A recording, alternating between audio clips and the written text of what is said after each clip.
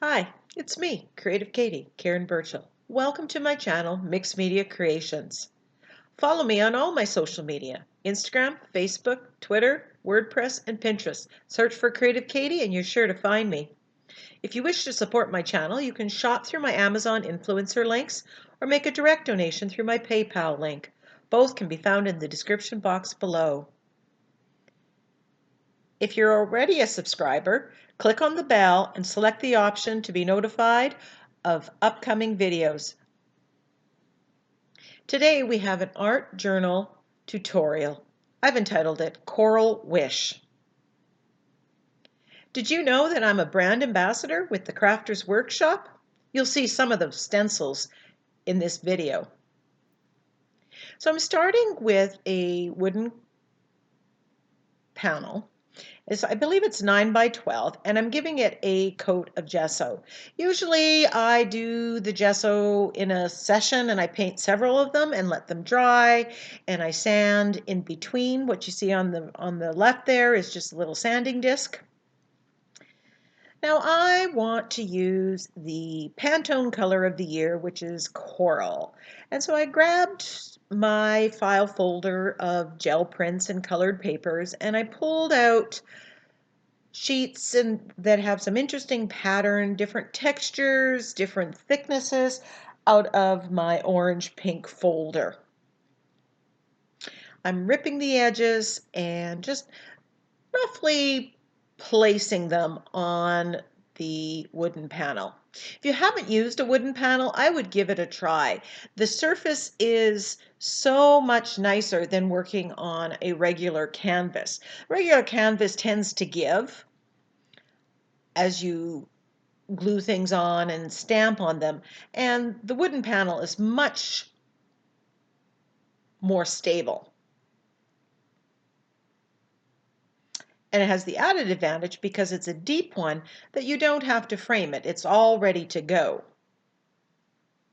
So once I have that somewhat arranged where I think I want it to go, I'm just going to use the Crafters Workshop Gel Medium. It's a matte finish, and I'm going to glue these down. And yes, roughly I'm going to have them in the same place. I decide that I want to add a little bit more texture to the background, so I grabbed a coffee filter, just a plain white coffee filter, and I'm putting that in, and after crumpling it up, and that's just going to give another layer of texture, as does a lot of the collage papers that I'm putting down. I didn't want to add any other color, and I wanted to deviate from my usual of putting music paper down.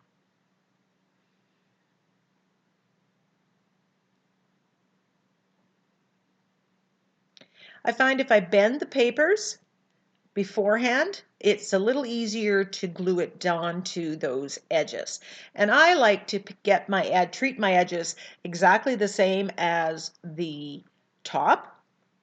Some people like to paint them white or a color that goes with it, and that's just a personal choice.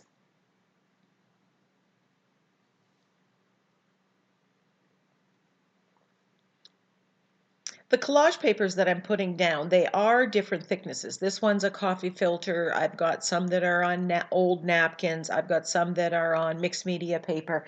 And each one's going to give a different level of texture, as do the ripped edges.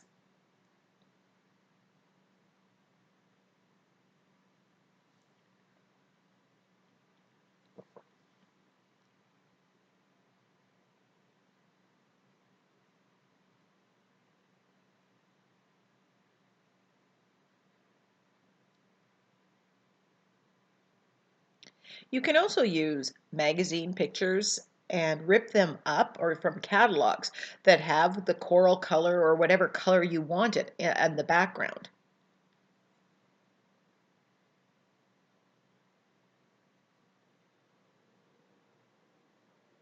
If you wish to see some of the gel printing uh, sessions that I created, some of the papers that you might be seeing here, please check out the playlist Gel Printing.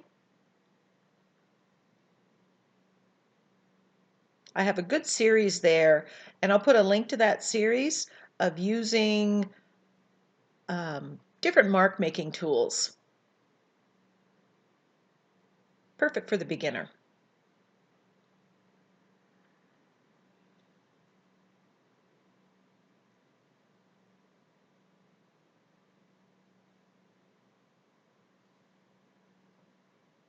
If you don't have gel medium, you can use Mod Podge, and I've had quite a lot of success using Mod Podge.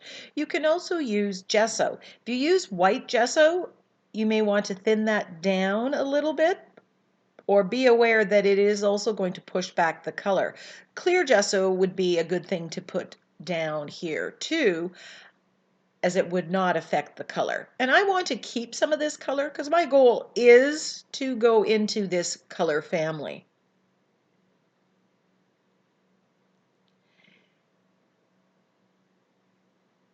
If you watch to the end of the video, I will always list in the end cards further videos that you can be inspired by. In some way, I picked videos that are going to be related in some way, shape, or form to this. So using some of the same products, using the same color scheme. Now on this tracing paper or deli paper, I have printed some sentiments. And these are short, sweet sentiments. And I'm just ripping that up and I'm adding these words, these meaningful words, into the background. Now some of these you're going to see at the end with the end product, and some are pushed back, but it's kind of like adding all these wishes to the owner of this piece of art. So there's things like trust the journey, embrace joy, love, choose happiness.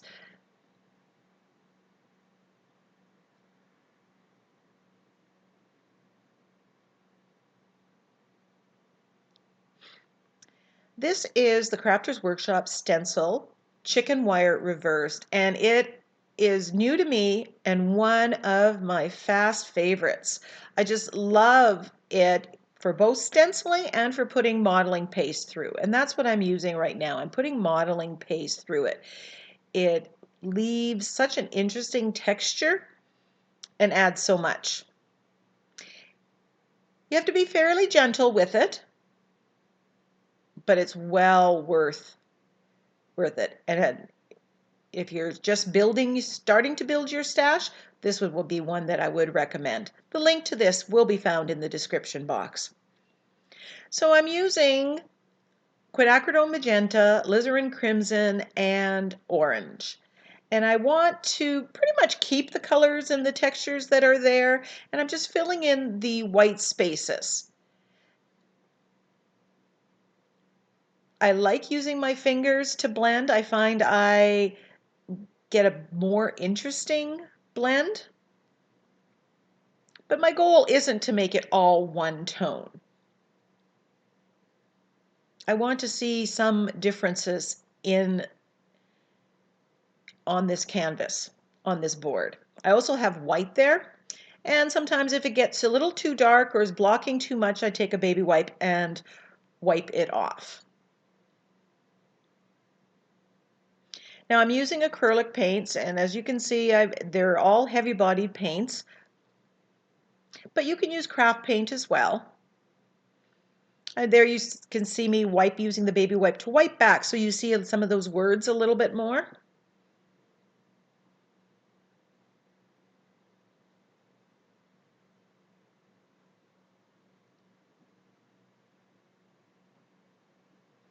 And I put the orange, and I put the pink, then I put some of the yellow on, or some of the pink or white on to lighten it. And I'm working it into the texture paste.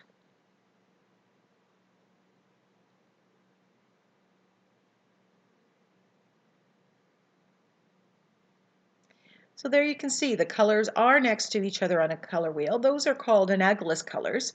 And when you use Anaglyph colors, you will make interesting colors and they will look nice. They play well together when wet, and you are not going to make mud.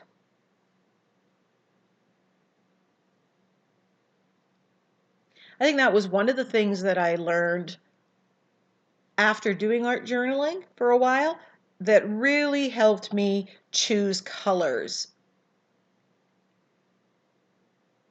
for backgrounds.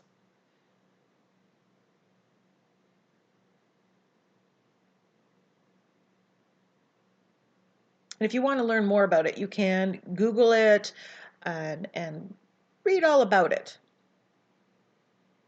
Because as I've said many times, I am not a formally trained artist. I am simply sharing what I've learned with you to inspire you, to encourage you to experience the joy of creating. As such, sometimes I may use a term incorrectly, and I apologize for that. This is the Retroburst stencil. I've had this large one for a while, and now I bought the 6x6. Another good basic stencil that I've used on a multitude of backgrounds.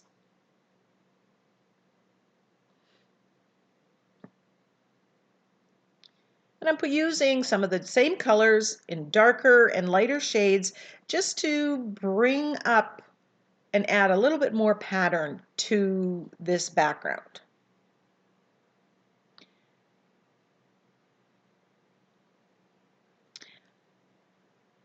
I have this sheet music stencil, also from the Crafters Workshop, but it didn't quite give the effect I wanted, so I decided I'm going to put the gold through the Crafters Workshop Retro Bursts stencil.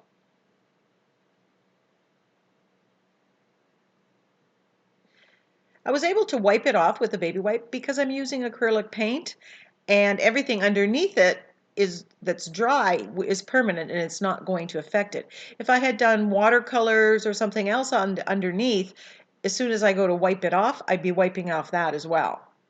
That's one of the main reasons that I choose to use products, color mediums that are permanent in the first layers, because I don't want to have to worry about reactivating them.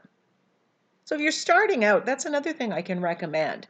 Use acrylic paints, craft paints, heavy body paint, Liquitex Basics, Artist, whatever. It doesn't matter what brand or the quality of it. Use what you have, but if it's permanent, you're going to have less trouble. And once you get a handle of things and start thinking about the layers and remembering that, oh, this is going to be water activated, you can deal with those potential problems, then you can start branching out. This stamp is another fast favorite. It's just dot. I actually cut it in half, and it just adds so much. And you can see by adding the white, I got that contrast on this background. And it really just made everything pop. I've taken this stamp off the wooden block. Because I'm using it in my mixed media, I'm not using it in card making or anything. I don't need it on the block, and I like it. It works better this way. This stencil is called Onion Blossoms, but I see a dandelion. So to me, this is a dandelion, and that's definitely the illusion that I'm going for, because I want dandelion wishes. I'm using the Crafters Workshop white pearl modeling paste. This has a shine and a shimmer to it that is so awesome. When it's hanging on the wall and the light catches it, it just shimmers and stands out and just adds another extra something something to the finished piece. Now, because I stamped with that white, with the dot stamp, and that's underneath where the onion blossom is, some of that white is interfering with getting a precise picture of the onion blossoms. Later on, I'm not sure if I showed that on camera, I do just take a little bit of the magenta color and water it down and just do a light glaze over top of it, just to push back the white so I can see the onion blossoms better. Decided I'm going to add some dark burgundy, and I think I took the magenta and added black to it to get it just that little bit darker. And that's a quick, easy way of getting your colors darker. Now I'm taking the black paint. Actually, this one I think is still that burgundy that I mixed from the magenta and that. And I'm using the Ranger blending foams to go over the textured area. I want to bring that pattern out. And then I decide I'm going to add just a smidge of black. They say when you're decorating a room, you need some black in the room. I'm finding that more and more. Even though I want to go with a lighter background, sometimes I just have to add that little bit of black in to make it all work. But you'll notice I'm using the same stencil that I did modeling paste. So we have the modeling paste that has the dark burgundy on it and then that little bit of black. And so we have 2 layers of the same pattern. I'm using the circle punch here and I'm cutting out 4 circles out of mixed media paper that I just took out of my art journal. I want something a little bit thicker in here. So I'm putting that down and now I'm going to stamp with the script stamp to get some background texture on this white background. And I'm leaving it white. I like how it stands out and goes with the texture paste of the onion blossom stencil. And I'm just taking the cut and dry Ranger foam and just edging these circles with black.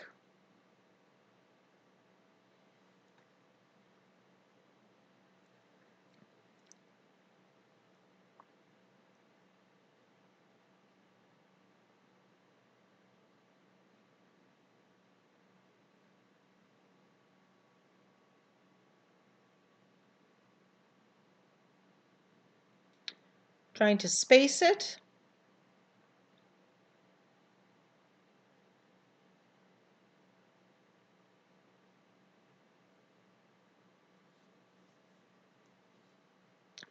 And now I'm using black acrylic paint that I just spread out on my craft mat, and I'm stamping a larger stamp on there.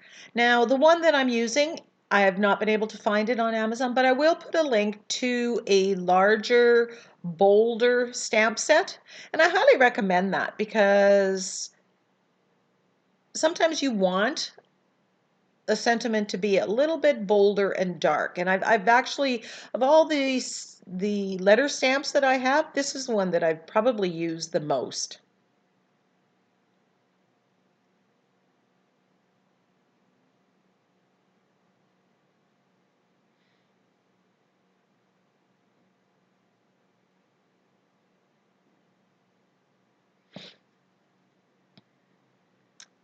Just with your stamps, if you use it with acrylic paint, like I always do, wipe it off with the baby wipe right away, spray it with your Murphy's oil soap mixture, and clean it. Now I'm just touching it up. My stamp is a little more grunge, and that wasn't a look that I wanted here. So I'm just filling it in with my liner brush and the black acrylic paint that's been thinned just a smidge.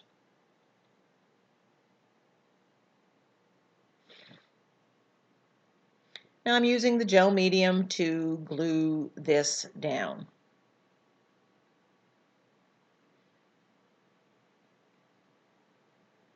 And now you see how adding that black with the chicken wire reversed in the background works really well with the black of these letters.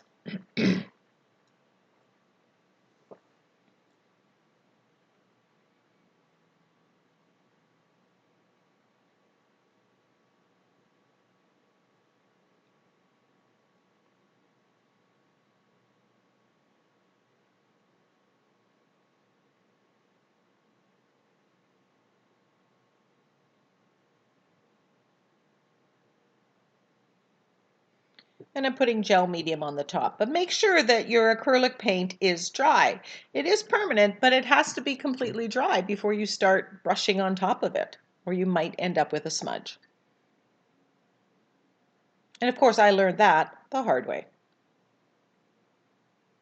But for the purpose of the video, I cut out usually all the heat tool use. I wanted this to stand out a little more, so I'm using my floating acrylic technique and I'm shading with the black paint around these circles. You can see the difference. It does make a difference. If you haven't mastered this technique, you can take a Inktense pencil and go around, or Stabilo All pencil. Just be aware that those might not be 100% permanent. And if you were going to varnish, I would do a spray varnish instead of a brush-on varnish, just so you don't reactivate.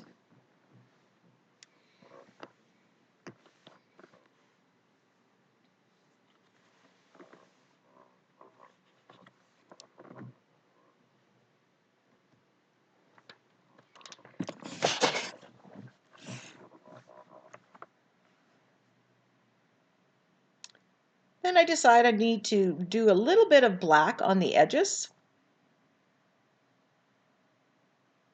And again, instantly you can see that it is making a difference. Often if I'm not sure, I do a little test, baby wipe in hand, in case I want to wipe that back.